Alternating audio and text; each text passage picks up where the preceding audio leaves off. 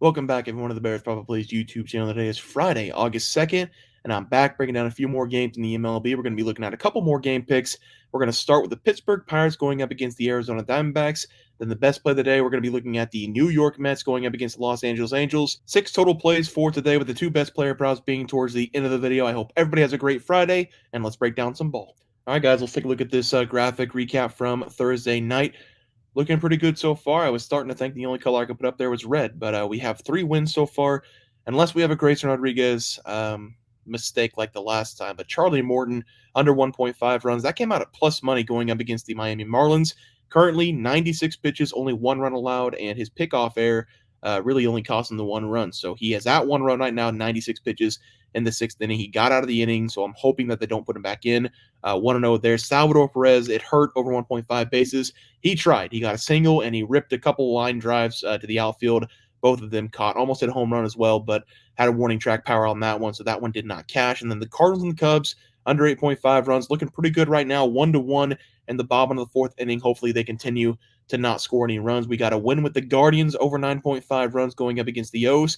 Basically all Guardians in that one, currently 3-10 right now in that game. And then Jose Ramirez had a double, had a home run in this game, over 1.5 bases, cashed pretty easily there. And then Tommy Pham, over 1.5 bases, had a single in his first at-bat and ground out in his second at-bat. So hopefully he gets one more hit in that game so we can go 3 on the graphic plays. Let's take a look at the leaderboard. 1-1 so far in the player props. Over the last 7, not great, 8-13. We still are above 500. That is the goal, even after the horrible week we just had. So we need to get back on track here. Hopefully the Cubs and the Cardinals stay under. We can go 2-1 and we can sweep the board for Friday's plays. Let's take a look at the first play today. It's going to be the Pittsburgh Pirates going up against the Arizona Diamondbacks. And these teams had a 3-game series last weekend. We're going to see it again this weekend. The Diamondbacks, they were to take 2 of those 3 games last week. But in this game, I think the Pirates are going to pull this one off. I think we're going to get great odds in this game, a ton of value. So I'm going to take the Pittsburgh Pirates here on the money line as the play. I still think the Pirates at times, they can struggle to hit the ball, and they have shown that over the last couple of games. But I think we're getting a pretty favorable matchup on the mound with Brandon Pfaadt going for the Arizona Diamondbacks. He's coming off a game going up against the Pirates in his last start. He gave up 5 runs on 7 hits, going 6 innings in last weekend's game. Before that game, he'd been very good for the Diamondbacks over the last 4 games. But what he did last weekend against the Pirates, we have seen a lot this season of him just being so inconsistent on the mound.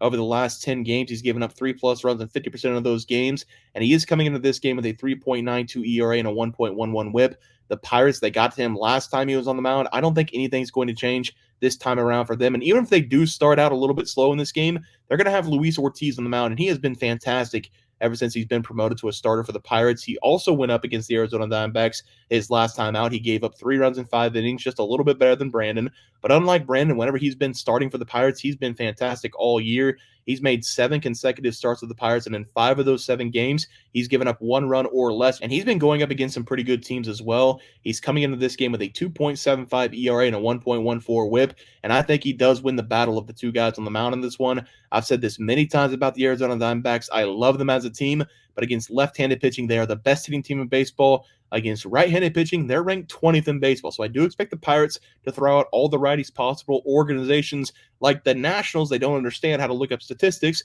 because they basically threw them all left-handed pitching, and I think the D-backs scored like 40 runs in that series. I like the Pirates in this game. I think they're going to be smart in this one, throw out a lot of righties. They're plus money. I love the value. Give me the Pirates here on the money line. As the play for the player props on the screen, I'm going to be looking at Brian Reynolds of the Pirates to go over 1.5 base against the D-backs. This is going to be a good matchup for Reynolds, getting a right-handed pitcher on the mound as a switch hitter this season. He's hitting 289 against the right side. He's also added nearly all of his extra base hits this year against right-handed pitching. He's got 15 doubles, 13 home runs, and 3 triples, and he did not play in the last series going up against the D-backs, and I do expect him to make a big impact this time around. He's been one of their best hitters, if not the best hitter all season long for them. Give me his over 1.5 base in this game as the play. For the best play of the day, we're going to be looking at a matchup between the New York Mets and the Los Angeles Angels.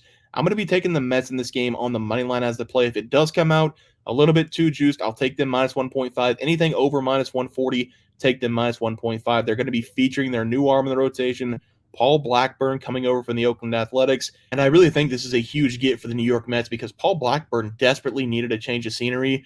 Early in the year, Paul, he was wheeling and dealing, giving up no runs over the first 3 games, going 6+ innings in all of those games. We saw him in the month of April, and he was really struggling towards the back end of April, but he was out all of May and June before making his comeback in late July in his last start. I'm going to call it knocking off the rust for him in the last game because it is different pitching in the major league level after missing 2 months of baseball. He went against the Angels the last time out. He gave up 4 runs in that game. He went 5 innings. That brought his ERA up to 4.41. And I do think this trade's the best thing for him because he's been with the Athletics his entire career, and he's finally on a team who can possibly get him into the playoffs with the Mets and will probably give him more run support. And I don't want to say too many positive things about the Mets because we all know the history of this team, but I do expect Paul Blackburn to be as motivated as ever to make a great impact in his first start with his new team. I know that he struggled going up against the Angels the last time out, but on paper this season, the Angels have been one of the worst hitting teams in baseball. I expect him to make a big bounce back start here in his first one with the Mets. And for the Mets, they're going to have to put up some runs because they're going to be facing off one of the better arms in the rotation for the Angels and Tyler Anderson. Anderson has been really good this season for them. He's coming in with a 2.96 ERA and a 1.14 whip, but he has given up 3+ runs in 2 of the last 3 games with them, but both been against some really bad teams, including the Mariners and the Athletics. He gave up 3 runs to the Athletics, 4 runs to the Mariners, and I do expect him to struggle in this game going up against the Mets because they are a top 10 hitting team this season going up against left-handed pitching. They're hitting 263 on the year, and the New York Mets are also one of the best hitting teams in baseball with extra base hits going up against lefties. They're top 3 in doubles. They're top 6 in home runs per game on the left side. Really, all this comes down to, in my opinion, is Paul Blackburn being back on the mound. I think he's going to be extra motivated in this game. I think he's going to shut down the Angels. The Mets just got to give him a couple runs of run support in this one. Give me the Mets on the money line as the play here. For the player prop on the screen, I'm going to be looking at Francisco Lindor to go over 1.5 base against the Angels. We have another switch hitter in Francisco Lindor that I'm going to be taking this game because against the left side this season, he's been a lot better. This is going to be a left-handed match for him. He has nearly 200 less at-bats going up against left-handed pitching, and he has nearly the exact same amount of extra base hits. He has a total of 30 extra base hits on the right side with 316 at-bats. He has 19 extra base hits on the left side with 121 at-bats, so he clearly prefers left-handed pitching for his power hits, and that's what I'm looking for in this game, him to have an extra base hit coming in with a 273 batting average against left-handed pitching on the year. Anderson, he's been good on the season for the Angels, but he has given up 7 runs in 2 of the last 3 games, so I think he's going to struggle just a little bit. Give me Lindor here over 1.5 bases as the graphic play. Let's go over to the best props of the day. For the batting prop, we're going to be looking at Juan Soto of the New York Yankees to go over 1.5 bases. I'm going to take him also to draw a walk in this game going up against the Blue Jays. The walks might be a little difficult to take because sometimes PrizePicks, they have a lot out there. Sometimes they don't, but you should be able to take this on any sportsbook. It'll probably be between -120 and -140. I'm going to be breaking down both reasons why I like these plays. We're going to start with the over 1.5 bases. This is going to be a good match for Soto. He's going up against Kevin Gausman, and these two have faced off several times over the last couple seasons. And Soto, he has a perfect 1,000 batting average going up against Kevin Gausman. If you take a look at the stats head-to-head against these two, he has 13 play appearances. He has 5 official at-bats. He's collected 5 total hits, including 4 singles and a double. That means that Kevin Gausman has walked him 8 of the 13 times that he's seen him at the plate, and that's the reason why I'm going to take him to draw a walk in this game. Kevin Gausman on the year, he has been up and down with the Blue Jays. He's coming into this one with a 4.44 ERA and a 1.26 whip, coming off a complete game against the Rangers where he gave up 3 runs and 3 walks. He tends to give up a few too many hits, and he has given up 5+ hits in 8 of the last 10 games that he's been in. And while I do think he's going to try to pitch around Juan Soto, eventually he's going to make a mistake, and it doesn't take much for Soto to have an extra base hit. If you take a look at the pitches that we're going to be seeing in this game out of Kevin Gausman, he does throw a fastball over 50% of the time, and Soto on the season is hitting .367, one of the best players in baseball against that pitch. I don't think he's going to throw Soto a sinker because he doesn't throw that very often anyway, but if he does throw that pitch, he's hitting at .411 on the year, and that's the best pitch to hit for him. The numbers for Soto going up against Gausman, they're great. I'm going to take him here over 1.5 bases and to draw a walk as the 2 plays here. For the pitching prop tonight, we're going to be looking at Gavin Stone to go under 2.5 runs going up against the Athletics.